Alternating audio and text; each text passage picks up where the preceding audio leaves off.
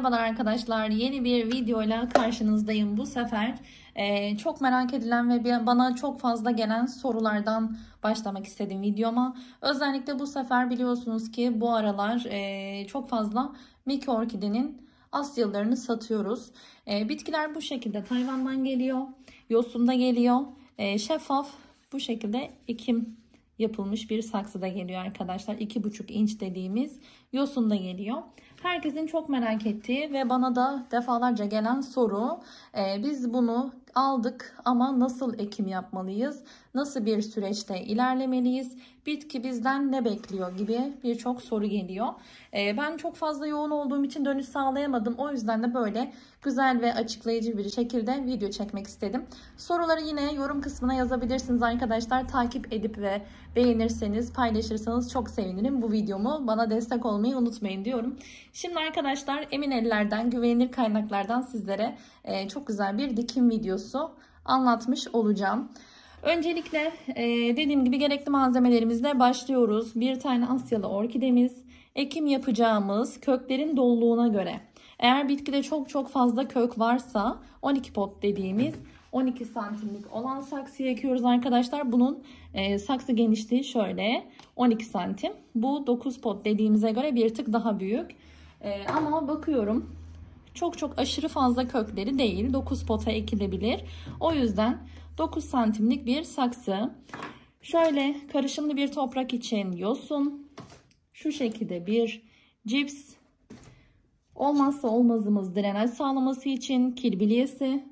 Ve şu şekilde de gerekli malzememiz orkide toprağı. Bu ürünlerin hepsini ben satışını yapıyorum arkadaşlar. Benden alabilirsiniz.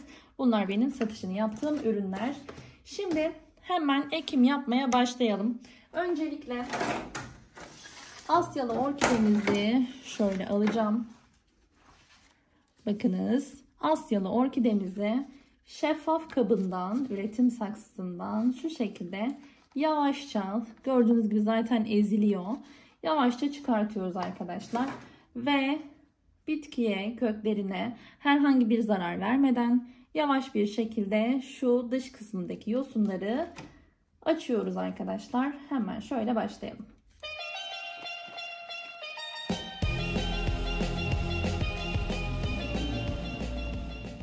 Şimdi bu noktada durmak istiyorum. Çünkü gördüğünüz gibi iç kısmında sarı kökler var. Ve şöyle kuru diye tabir ettiğimiz ucu ölmüş olan kökler var arkadaşlar. Bu kökleri de güzel steril dediğimiz bir makasla temizliyoruz. Kuru kökleri alıyoruz. İçi böyle sıktığımızda ezilmeyen kökleri kırmıyoruz arkadaşlar. Koparmıyoruz. Onlar gayet sağlıklı. Kökler yeşil değil sarı diye keseyim yapmıyoruz, kesmiyoruz arkadaşlar. Sadece içi boşalmış kökleri kesiyoruz. Mesela şu kısımda gördüğünüz gibi içi boşalmış. Şurayı şöyle keselim. Harici olarak bakın şu kısımda içi boşalmış. Bunu da şöyle kesiyoruz dikkatli bir şekilde. Bakınız içinde sarı kökler olabilir. Bunlar ışık görmediğinden kaynaklı. Bitkiye herhangi bir zararı dokunmaz arkadaşlar. Şöyle kuru gördüğüm yerleri steril bir makasla temizledim.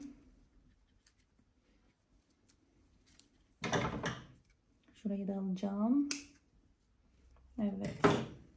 Gördüğünüz gibi steril bir makasla temizledim ve gayet güzel kökleri çıktı. Şurayı da alacağım. Bir saniye. Tamamdır. Evet. Şimdi şu noktaya dikkat çekmek istiyorum. Herkesin gözden kaçırdığı bir nokta bu. Yosun temizlerken her yerini temizliyorlar. Ben bu şekilde ekim yapmıyorum. Bu benim kendi tercihim. Tabii ki de isterseniz her yerinde temizleyebilirsiniz. Bu orta kısmını temizlediğiniz zaman bitki çok hızlı bir şekilde susuyor. Hiçbir şekilde nem kalmıyor içinde. Ne kadar saksı içine yosun koysanız dahi bu orta kısmındaki üretim süngeri diye tabir ettiğimiz süngerler oluyor. Ya da Tayvan'dan gelen ürünlerde böyle ortası böyle sert bir şekilde oluyor. Ben bunun alınmasını pek tavsiye etmiyorum arkadaşlar. Bunu da tekrardan söyleyeyim. Ben bu şekilde alıp bu şekilde ekim yapıyorum. Kaldığımız yerden devam edelim. İlk etapta 9 pot saksımızı alıyoruz arkadaşlar. Ve alt kısmına drenaj diye tabir ettiğimiz şöyle Bitkimizi suladığımız zaman köklerine su gelmesin diye, direnir diye şöyle kil bilyesi koyuyoruz arkadaşlar. Bakın şu şekilde. Alt kısmına şu şekilde kil bilyesi koyuyoruz arkadaşlar. Sonrasında bitkinin kökleri çok yoğun olmadığı için biraz böyle orkide toprağı koydum. Ve bitkimi şu şekilde oturtuyorum. Gördüğünüz gibi. Şöyle bitkimi oturtuyorum arkadaşlar. Bakınız. Şu şekilde gösteriyorum daha net. Şimdi ekim yaparken dikkat çekmek istediğim bir nokta daha var. Bitkinin köklerinin dışarıdan görünmesi. Ekim yaparken arkadaşlar şöyle köklerin dışarı gelmesine dikkat ederseniz bence çok daha iyi olur. Bitki kurumuş mu, kurumamış mı onu daha iyi fark edebilirsiniz. Kökler grileştiyse sularsınız, yeşilse de sulamazsınız diyorum. Şimdi yapmamız gereken işlem. Kil bilyesini şu andan itibaren almıyorum. Yapmamız gereken işlem şöyle. Hemen yosunumuzu ve kil bilyesini açalım.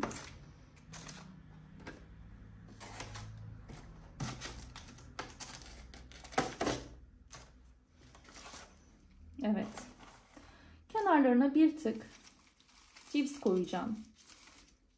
Yosunumuz ve cipsimizi açtık. Kenarlarına biraz böyle cips koyacağım.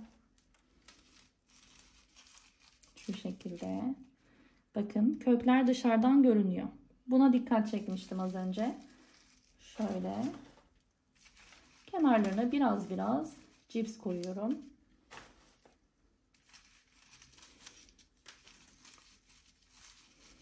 Etrafta dağılıyor ama siz altına artık bir şeyler koyarsınız. Biraz yosun. Bakın şöyle. Yosunlar gerçekten çok kaliteli.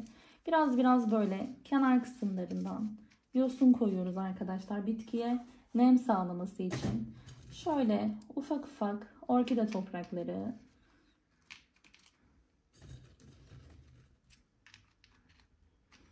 İsterseniz tek tek de yerleştirebilirsiniz. Şu şekilde iyice sağlamlaştırıyoruz.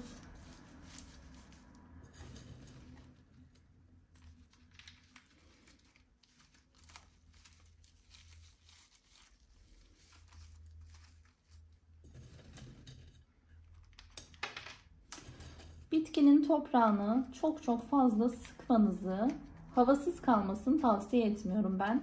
Ben ekim yaparken bir tık böyle gevşek kalmasını tavsiye ediyorum arkadaşlar. Şu şekilde bakınız. Zaten zaman içinde kökler oturacak. Şöyle videoyu daha net göstereceğim. Kökler zaten zaman içinde iyice oturacak. Eğer ki topraklardan çökme olursa tekrardan alıp şöyle ekleme yapabilirsiniz. Ben bu şekilde ekim yapmayı tercih ediyorum. Dışarıdan da gördüğünüz gibi. Alt kısım kil bilyesi. Bakın kenarda cips var. Şöyle yosun var. Bakın şu şekilde tekrardan gösteriyorum. Bir tık daha videodan sonra sabitleyeceğim. Genel itibariyle bu şekilde ekim yapıyorum arkadaşlar. Videoyu izlediğiniz için çok teşekkür ediyorum. Aklınıza takılan başka şeyler olursa yoruma yazabilirsiniz. Başka bir videoda görüşmek üzere. Hoşça kalın. Bizi takip etmeyi unutmayın.